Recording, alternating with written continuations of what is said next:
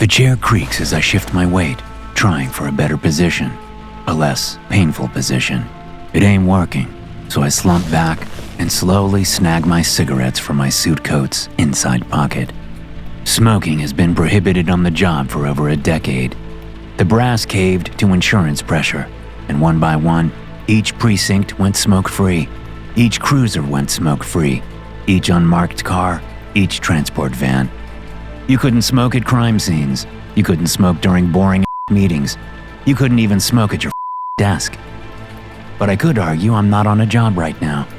This is a little more personal. I shake out a smoke and light it with my Zippo. The blood on my hands stains the white paper of the cigarette and smears across the shiny chrome of my lighter.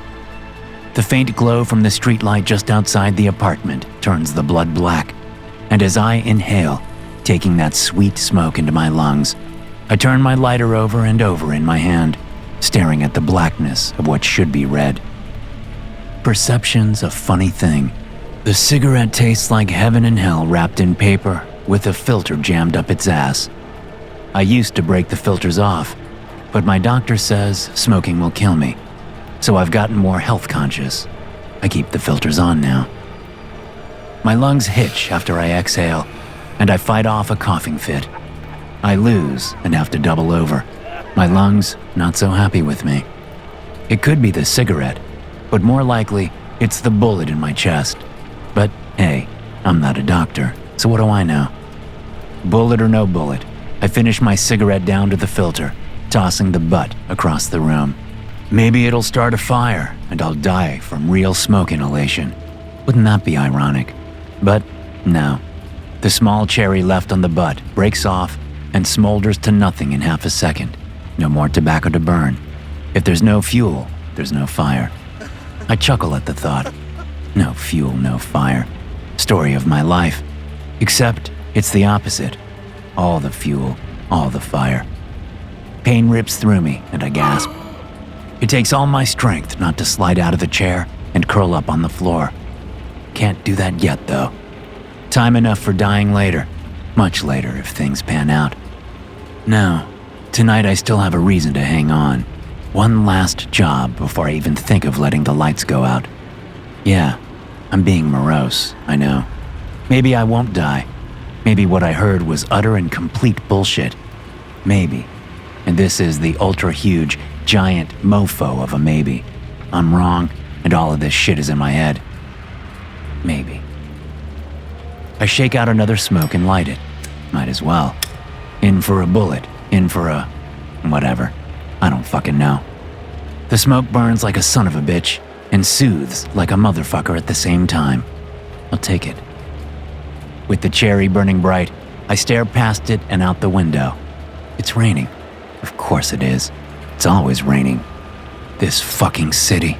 It rains in the fall to knock the leaves off the trees. It rains in winter to melt the snow and ice from the sidewalks and roads. It rains in spring to grow flowers and shit like that. And it rains in the summer to cool things down. If I make it, I should go into the almanac business. I got a knack for this shit. Droplets race each other down the window panes, and I place bets. The third drop on the left will take this one, but up top, close to the frame, the fourth from the right is looking sassy and ready to fight. I hear the lock turn in the door and I stub out my smoke. Pulling my .38 from the holster on my belt, I angle myself so I'll be the first one he sees. The door opens and he walks in. He tosses his keys onto the short bookshelf by the door and sets his backpack down on the ground. When he reaches for the light switch, I cock my pistol. "Let's keep it dark, okay?" I say. Fucking shit! He shouts and whirls around. Who the fuck are you? "Me? You don't know who I am?" I ask, the .38 aimed at the man's belly. "Come on now, you gotta know who I am." I have no fucking clue, man. And I don't want any trouble. All I have is a crappy laptop in my backpack and that flat screen TV over there.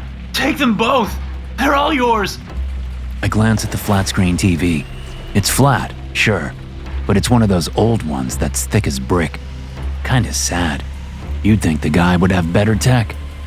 "I ain't here to rob you, pal." I wave my gun toward his ratty couch. "Have a seat. We need to talk." He sits his ass down. About what? Just sit the fuck down, will ya? I cough and feel the spray of blood fly past my lips. Some settles on my chin, adding to the mess that's already there. Dude, you don't sound so hot. You think? I hadn't fucking noticed. I cough again. More bloody spray. I don't think you should be smoking. Can you put that out? It's a no-smoking building. Every fucking building is a no-smoking building. I shout, which gets me coughing again. It takes skill and experience to double over and cough a bloody lung out while also keeping a loaded and cocked .38 pistol pointed at a man. The guy doesn't try to flee. Even in the dark, he can see the black eye of the pistol's barrel staring him down. Who are you? He asks once my coughing is under control. You know who I am. I don't.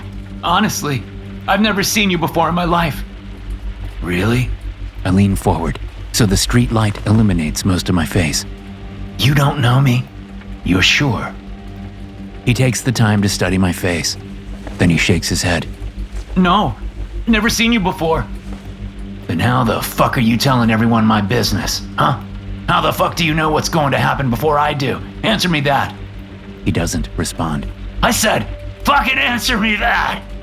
He jumps and pushes himself deeper into the couch. What? What are you talking about? You have a podcast, right? He hesitates, then nods. And you tell true crime stories, right? He nods again. Did you know that the stories you're telling end up happening? Did you know that? All of them. I don't.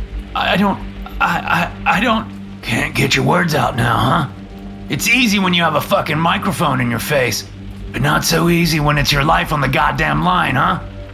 One-handed, I shake out another smoke, plop it between my lips, put the pack back, grab out my lighter, flip it open, light it off my bloody slacks, then fire up the cigarette and breathe as deep as my wounded lung will let me.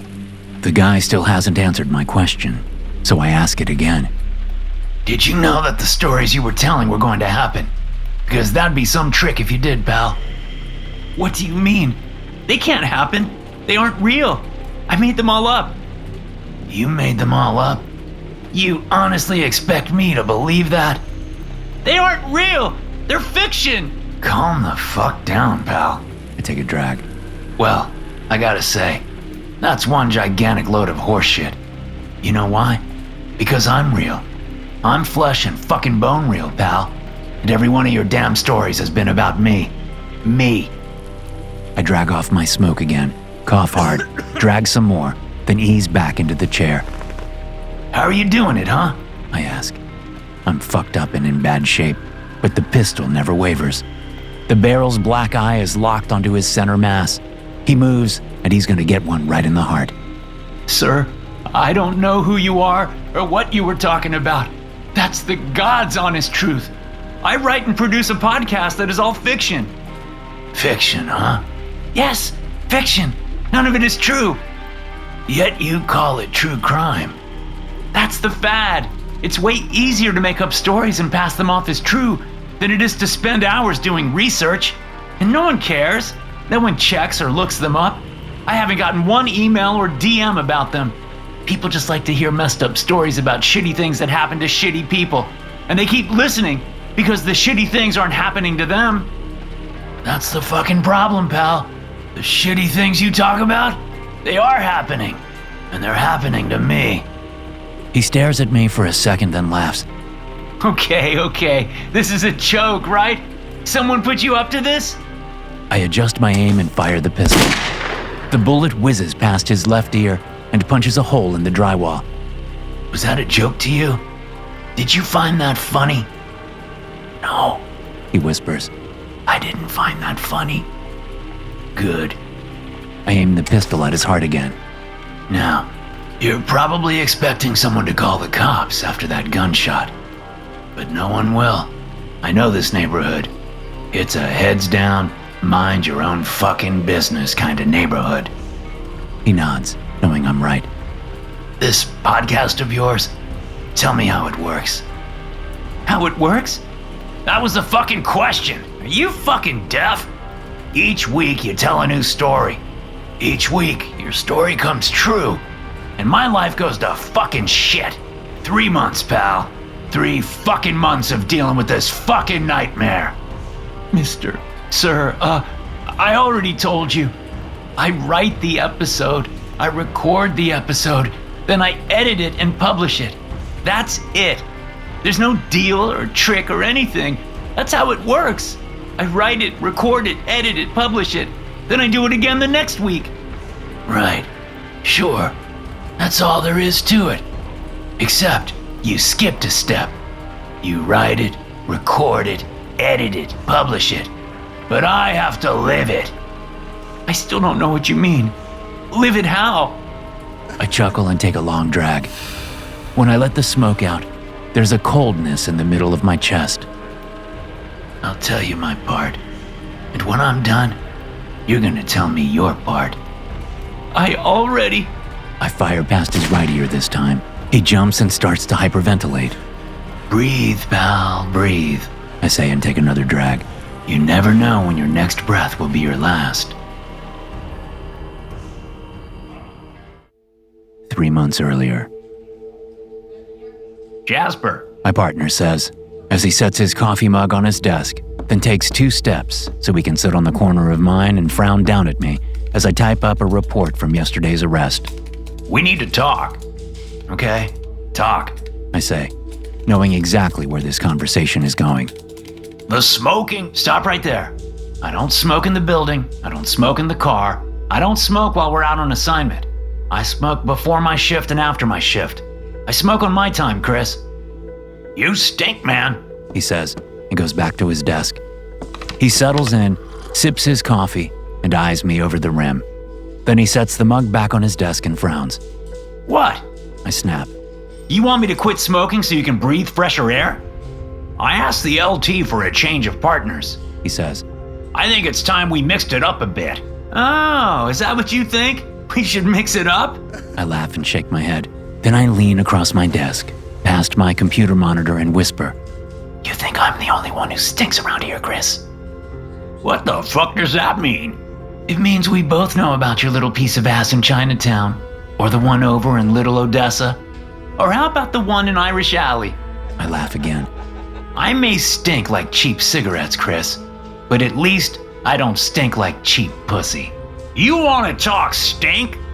Let's forget your nasty smoking habit for a minute, huh, Jasper? How about those little envelopes you've been tucking into your suit coat for the past 2 years? Those have the worst stink on them. He rolls his eyes. So I get a little piece of ass on the side. You think I'm the first cop to cheat on his wife? I could hawk a loogie and hit half a dozen straying dicks in this room. Nothing new there. He jabs a finger at me.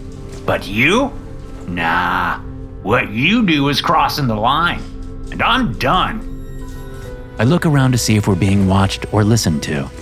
I don't see anyone watching our friendly conversation, but I'm not taking any chances. Get the fuck up. I stand up and grab my suit coat off the back of my chair. Come on, asshole. We're going for a ride. I just clocked in, and I have paperwork to do. I don't give a fuck. You come for a ride with me, or I call your wife right now and give her 3 very interesting addresses. You fucking wouldn't. I think, then nod. No, I fucking wouldn't. You might try to work it out. You got some good bullshit in that head. Bet you could spin it in your favor. Goddamn right I can. So I'll call your wife's lawyer instead.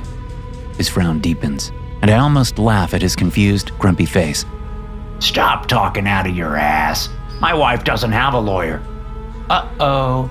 Does the great detective Chris Ryan not know about his wife's little inquiries? How she's suspected your affairs for years and might be looking at an exit strategy? An exit strategy that will get her half your fucking pension? Good work, detective. Way to stay alert in your own home. Fuck you. You're lying. Wish I was, partner. But I noticed an envelope sticking out of her purse the last time I was over at your place for the game. Couldn't help myself. Had to have a peek. I'm a detective after all. It's what I do. I pull out my phone and scroll through my photos. Then I show him the one I took. You can try to rationalize this, but it spells it out pretty clearly. I take the phone back and read the letter. Dear Mrs. Ryan, thank you for retaining our firm. After some preliminary investigation, we believe we can get you the results you want. If you were to divorce your husband, Mr. Chris Ryan, in order to move forward, we will need an additional retainer of blah, blah, blah. I won't go into how much they're gouging your wife in order to fuck you over, but let's just say that I may not be the only one taking envelopes if she has access to that kind of dough. Her uncle died last year and left her an inheritance.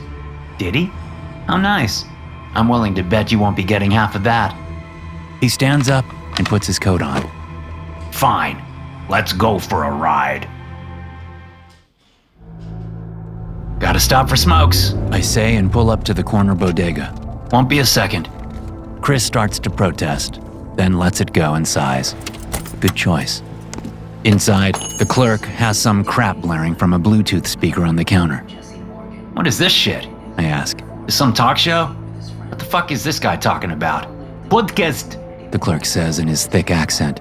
America's Crime Today. It's called Tells All the Nasty Stories About Criminals and the Bad Cops. Bad cops?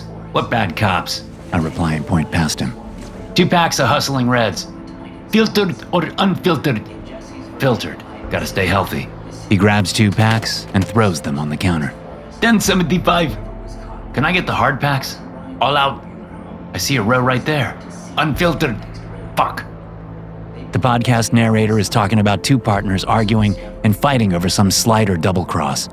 Or maybe one of them is cheating with the other's wife. Story of my life. I snag the 2 soft packs. I toss a 10 onto the counter.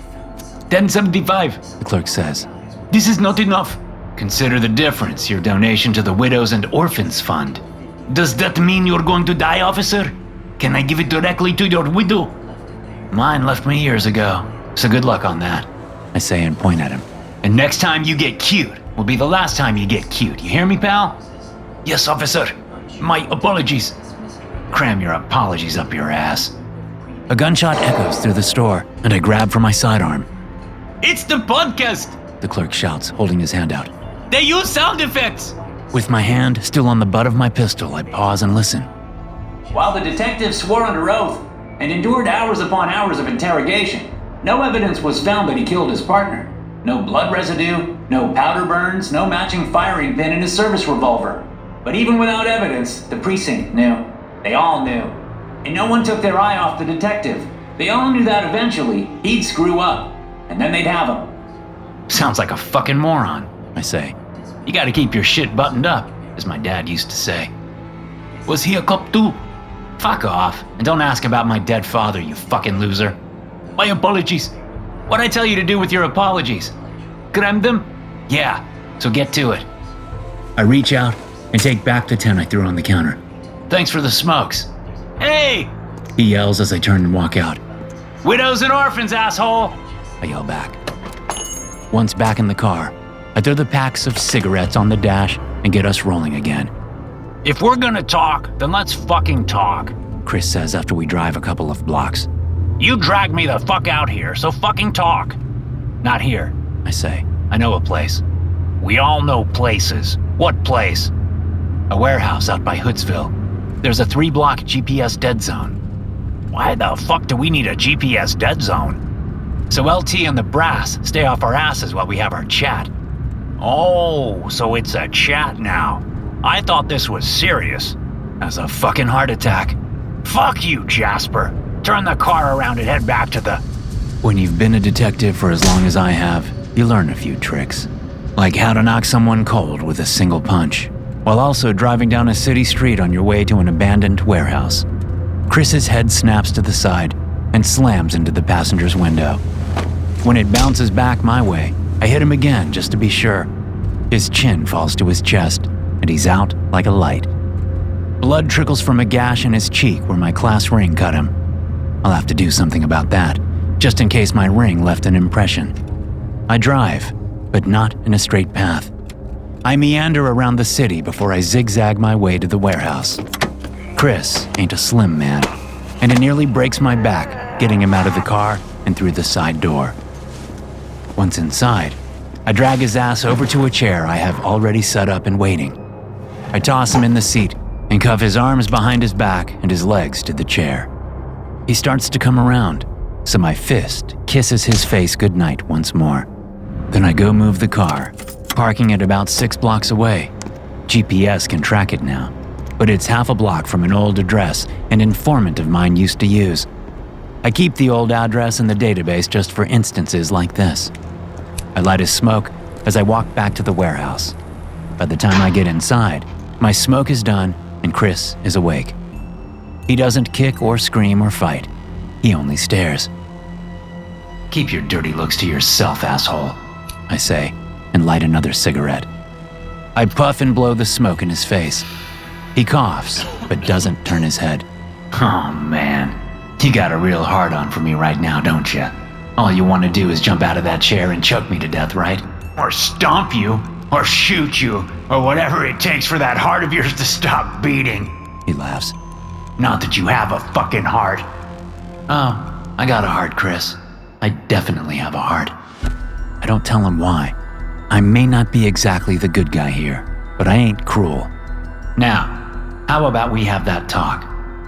What's to talk about? You ain't letting me walk away from here, so just put the gun to my head and pull the trigger, why don't you? Get it the fuck over with. In due time, partner, in due time. I pull hard on the smoke. First, I really need to know how much you got on me. What? I ain't got shit on you. I know you're taking kickbacks, but that's it. I didn't have any evidence, and I never went looking for any. Oh? But you're gonna switch partners all of a sudden? Bullshit. You got dirt, and I want to know what it is. I don't, Jasper. Just my personal observations. That what you told the LT? You only have personal observations? No actual evidence? I haven't said shit to the LT. I asked for a new partner because I'm tired of your stench, Jasper. The smokes and the envelopes. But all the LT knows is that I hate the smoke. He suspects. Well, duh. Yeah, he suspects. The whole fucking precinct suspects. But that's not because of me.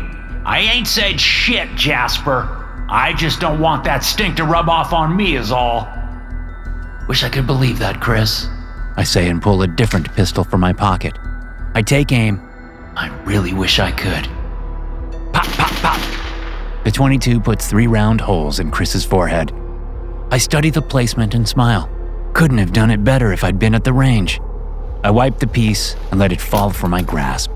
The clatter of steel on concrete echoes around the warehouse. Still smiling, I uncuff Chris and shove his body to the floor. Then I take the chair and cuffs with me. I'll drop them both off in a dumpster along the way. When I get back to the car, I grab the radio and call, "Officers in pursuit of subject, requesting backup in Woodsville ASAP." I let the radio handset fall onto my seat, then casually walk back to the warehouse.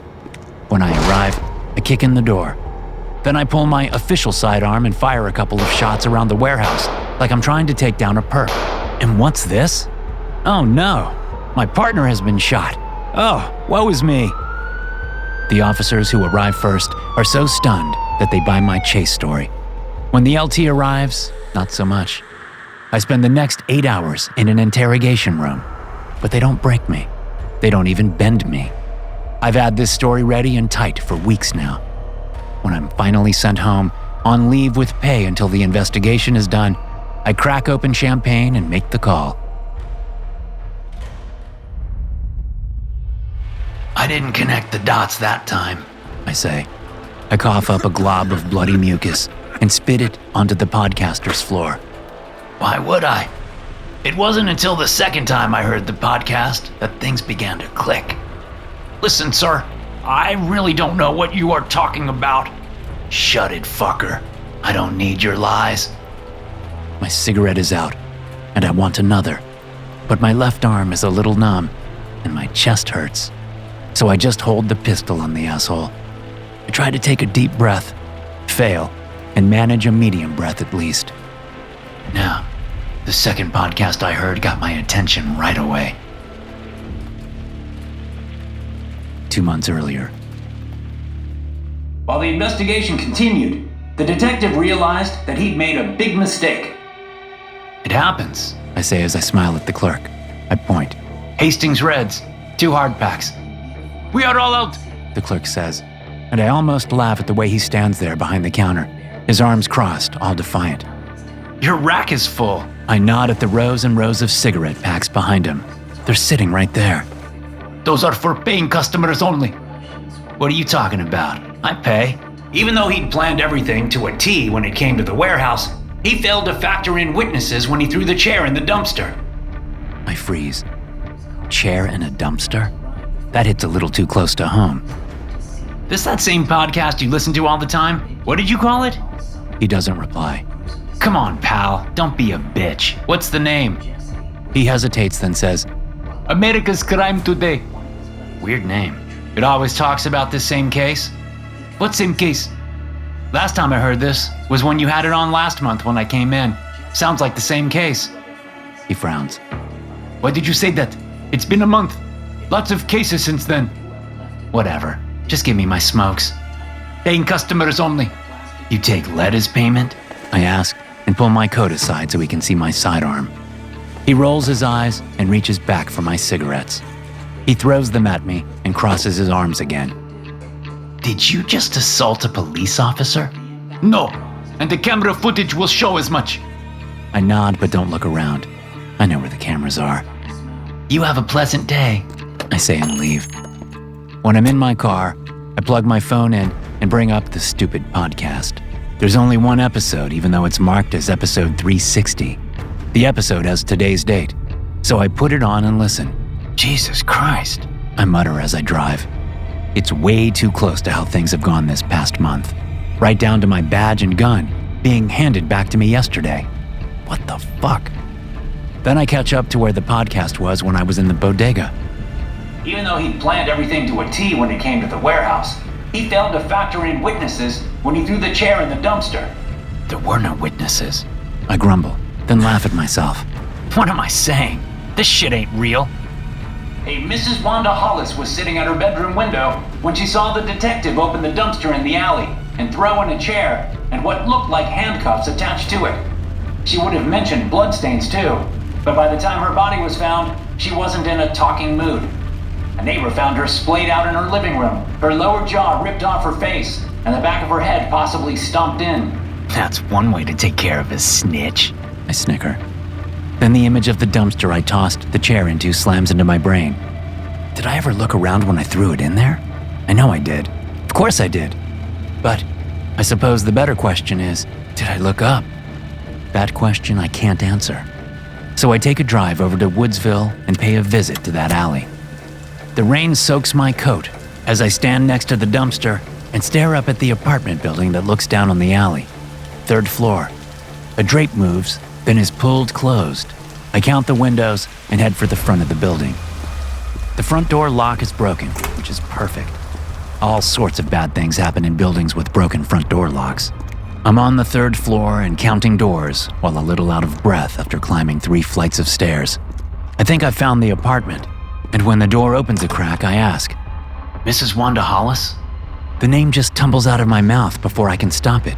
The podcast must have put it in my head. But before I can take it back, the woman stares at me and says, Yes? Can I help? Her eyes go wide with recognition.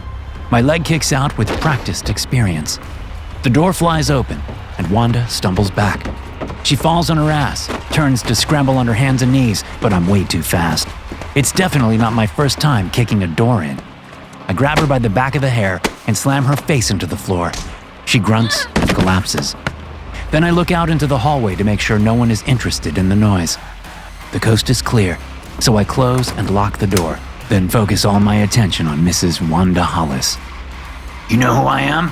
She moans, and I grab her by her hair and lift her head up. Right? You recognize me, don't you? No, sir. She mutters through broken teeth and split lips. Never seen you before. Sorry, Wanda, but I don't believe you. I slam her face into the floor again, and once more for good measure. She's loose and almost out of it, yet she manages to roll over onto her back and glare up at me as blood oozes and bubbles from her nose.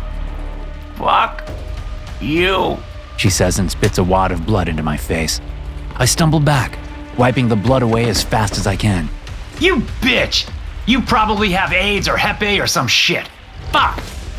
I race to the sink and wash the blood off my face. Patting my skin dry with a couple of paper towels, I walk back to her. Open, I say. She shakes her head slowly. She's barely with me. Fine, don't open. I shove the toe of my shoe into her mouth. Then I twist my foot sideways, press the sole into her lower teeth, and stomp hard. Her lower jaw cracks and almost comes right off. She's about to scream, but I stomp again, and this time, the jaw does snap off, hanging on her neck by only a few strands of flesh. Her throat fills with blood, and her gagging stops any chance of that scream ever being voiced. Then I cry out and jump back. Her hand managed to get my leg, and she's clawed the shit out of my ankle. I lose it, just lose it. By the time I get control of myself, she's face down and the back of her head is an absolute mess. Well, fuck! I look around. Then I try to erase any trace of me being here and slip out the front door quietly. No one sees me. I make sure this time. In minutes, I'm speeding away from Woodsville. Muscle memory drives me over to the small subdivision that I know so well. What are you doing here? Alicia Ryan asks when she opens the door. Jesus, what is that? Is that blood? Christ, Jasper, get in here. She yanks me inside, then stops me in the hallway. Straight. Babe, I'm not quite in the mood. Give me a few minutes, and a couple belts of scotch, and I'll... Get that bloody suit off, dumb shit. I don't want you tracking whatever evidence that is from whatever crime you've committed all over my house. Oh yeah, sure, I say and strip. Dear God, your boxers are soaked too. What does the inside of your car look like? It ain't pretty. She holds out her hand. What? I ask. Keys. I'll pull it into the garage so we can get cleaned up. I nod at my pants on the floor. She bends and fetches them. I can't help but smile at the view when she bends over. With my keys in her hand, she sees the look on my face and slaps my bare chest. Oh, now you're in the mood? She barks. I shrug. Christ, Jasper, you are something else. She points down the hall. Go get showered. I'll clean the car. She gathers up my suit. You can wear one of Chris's old suits. You two are close to the same size. I haven't thrown them out yet. She doesn't wait for a response. Once I'm showered and dressed, I meet her out in the garage. I'm gonna need you to say I was with you all day if anyone asks. I say. All day? And what do I say we were doing all day? You don't say anything. Let them make a guess. It's not unheard of. A cop dies, and his partner and widow suddenly become close. One thing leads to another. Except we got close a few months ago, not after Chris died. We fudged the dates a little, so what? So what? You were supposed to take care of Chris, and that was it. Now you show up, drenched in fucking blood, and expect me to clean up the mess. That's so what? I didn't ask you to clean the car. She throws a bloody rag at me and storms back into the house. I follow her. I find her. I convince her that everything is going to be just fine. Then I take her to the bedroom and remind her of why we got together all those months ago. I don't mention the podcast. That would sound crazy. I may be a killer, but I ain't crazy. I need to know how you were doing this, I say and try to put some force behind the words, but my strength is waning. Fucking shot lung. Doesn't stop me from pushing past the numbness in my arm and lighting up another smoke. Sir, detective, I can't tell you because I'm not doing anything, the podcaster says. I just wanted to cash in on the true crime podcast craze, so I made up some stories. That's it. If any of what I say matches what is happening, to you, well, that's just coincidence. He leans forward, and I shake the pistol. He leans back. I mean, do you hear what you're saying? A podcast that tells the future? Not the future, my future. That's even crazier. I'm not fucking crazy.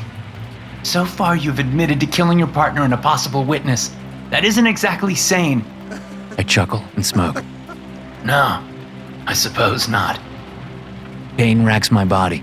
I try to hide it, but I can tell by the way the guy slightly shifts on his couch that he sees it. I clear my throat, and it's like razor blades. Spitting more bloody mucus onto the floor, I say. I stopped listening for a while. No need. The heat had been lifted off of me. No one even suspected that Mrs. Hollis's unfortunate home invasion was my doing. And things were going great with Alicia. I spit some more. Until they weren't. Last night. This fucking guy. the clerk says when I come into the bodega. I was hoping you'd never come back. After months of not seeing you, I thought my hope had come true. I was in the neighborhood and thought I'd come by and see my favorite clerk. Fuck you and get out. He points at the door. No more free cigarettes. Who the fuck do you think you're talking to, huh? You think you can just order me around? Fucking hell. You must be some sort of stupid to even have that thought cross your mind. Not me. You. You are the stupid one. He shouts. Gabda. Gabda? What the fuck's a Gabda? Me. A massive hunk of muscle says as he walks out from the back room. Well, fuck me. You're a big one, ain't you? I pull my sidearm and hold it down at my leg. You know what they say. The bigger they are, the harder they... The hit to the back of my head takes me by surprise. As I fall to the floor, my pistol slips my grip and slides across the stained tile. I try to roll over, but a large shoe in my back stops me. Who you think is stupid now, asshole? The clerk shouts, bending over the counter so he can spit on me. The glob splats on my left cheek. I've been waiting for you. Been waiting a long time. A foot plants itself in my gut, and I double up, curling in on myself. Gabda's buddy, the guy who sucker punched me in the back of the head, kicks me again just before Gabda crouches and grabs my chin. We don't like cops around here, especially crooked motherfuckers like you. I ease my backup pistol from my ankle holster. The assholes don't even notice. The next time we see you around. The shot is deafening in a small space, but I ignore the ringing in my ears as I scramble away before Gabda can collapse on me. His buddy is in shock, so he gets a shot to the belly without me having to stand up. The clerk is more alert, and he ducks behind his counter. I'm calling the... He starts to shout. I empty my pistol through the front of the counter, knowing it's not even close to bulletproof. The clerk screams, then goes silent. I stand up, rub my bruised gut, and get to work. I lock the front door, then turn and survey the scene. It's a bloody mess. Gabda's buddy is crawling across the floor, so I put a shoe on his back, reload my pistol, and fire twice into his skull. He's not crawling no more. I retrieve my sidearm from the floor, holster it, then look up at the cameras all around the store. The video files have to be purged. I find the computer in the office and the password on a sticky note in a drawer and wipe the whole system clean. Then I wipe the computer down and everything I touched. It's gonna look weird if I try to stage this scene, so I empty the register and just walk out, the offending pistol back in its ankle holster. It'll look like a robbery gone wrong, that's simple. When I get in my car, I have a thought. Maybe, just maybe, I can get ahead of this mess. I find the weird podcast on my phone and play the only episode listed.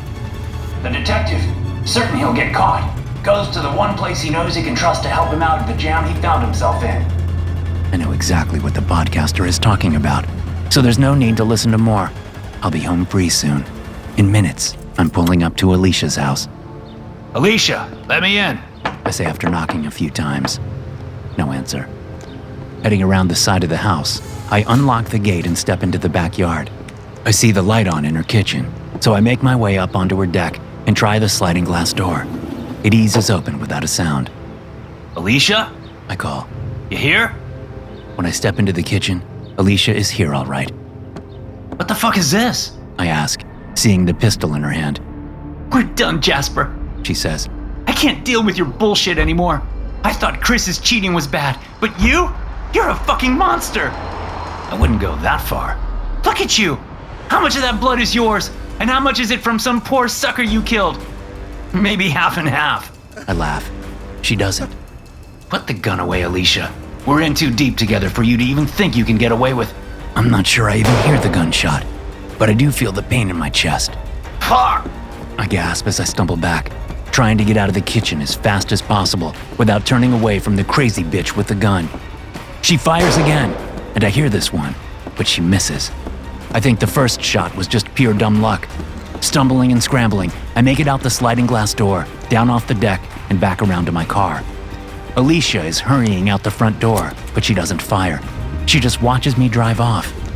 I make it halfway across town before I have to pull over and rest. Then a thought hits me, and I put the podcast back on. It describes what just happened almost perfectly. It ends with the detective driving away from his partner's widow. Then I have a great idea. It wasn't hard to track you down, I say, my voice hitching as my wounded lung starts to completely fail. and here you are. Why? What do you think is going to happen? The podcaster asks me. You're gonna record my happy ending. I'm what? You are going to record the next episode, and it's gonna have me surviving. I don't think so. Oh, I do. I wave the pistol at him. You look young and fit, but you aren't young and fit enough to dodge a bullet at this range. I don't need to. The podcaster sighs and stands up. Sit the fuck down, now! No, I'm not going to do that. He walks over to his backpack and pulls out a laptop. You see, Detective, I already recorded the latest episode. It's locked down and in the can, as they used to say. They, who? My vision is blurring, but I still manage to keep the pistol aimed at him. Although, it's so heavy. So damn heavy. Doesn't matter. He opens the laptop and smiles over at me. My vision is really messed up now. I swear his eyes have gone red, and he has... What the fuck? Are those horns on his head? The problem, Detective, is that not only have I made the stories up in the hopes they might take hold in your world, but I also made up the genre. He taps a key, and his voice comes flowing out of the laptop speakers. The detective sat in the chair, the last of his life leaking from his body, and stared at the demon before him. The detective thought the podcast was all about him, and in a way, he was right. What he didn't realize, though, was the podcast was never about true crime. The podcaster, the thing, the demon, laughs and moves right up into my face as he closes the laptop. Now, Detective, this has always been a horror podcast, and horror podcasts need two things, a victim and a twist. And you are not the twist. His eyes burn red, and his mouth opens wide, so wide that I can see hell down his throat. Then all I see are his teeth. To hear more stories like this, be sure to hit subscribe and turn notifications on. I'll see you in the next one.